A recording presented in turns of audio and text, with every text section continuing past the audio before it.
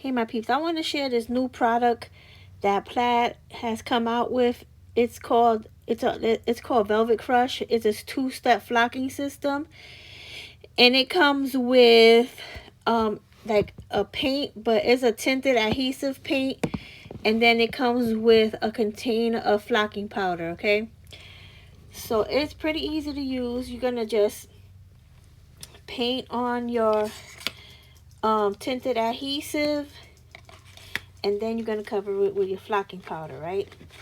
But you really can't do it all at once. I found that doing it by section is the best thing, and I just poured the paint into the cap and just painted it like that. So you're going to make sure you got to put one layer down, and you're going to let that dry overnight. So make sure I got this little cute container from Dollar Tree.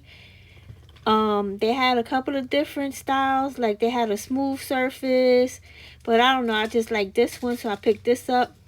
Now you got to make sure that you get the paint into all the ridges and, cover it well, okay? So basically at this point, you're just going to paint it on all over the top. Make sure you get the edges at the top, and you can paint the bottom as well. Just make sure you put on a nice coating, okay? And you're going to go all the way around and just paint the whole thing. And then you're going to let that dry overnight. Or up to an hour, it says on the instructions. It should be dry, right? But I let mine sit overnight. So this is what it looks like the next day. So now I'm going to move on to the flocking part of this. So you're going to need to pour out some more paint, because that's going to be the paint and the adhesive at the same time. That's going to catch the flocking onto your the item that you decide to paint. Okay, so I decided to use this glitter tray to catch my flocking powder, because you want to reuse that flocking powder. You don't want it to go to waste, so make sure you put something underneath it to catch the powder.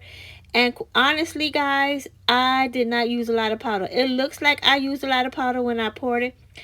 So you should use it that way. But I found that if I took the lid off and just poured the flocking powder on top, I got better coverage and the paint didn't dry as fast. So I was able to look at that. That looks nice, right?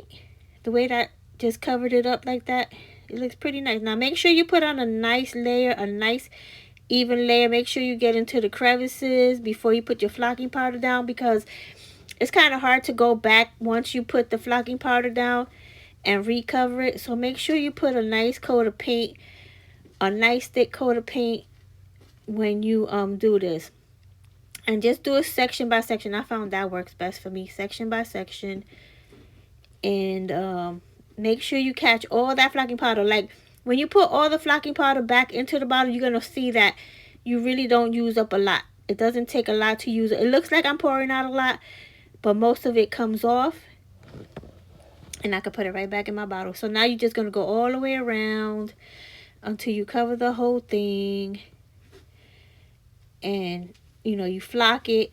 Make sure you get that paint. Like I said, it's important for you, because if you don't cover it well with the paint, you're going to get like streaks, and you're going to have parts that don't get flocked because the paint and the tinted adhesive didn't hit that. So make sure you do a nice, coating, and make sure you get all the crevices. Boom. Look at that. I flocked the whole thing. Look how pretty it looks. Right? Try it.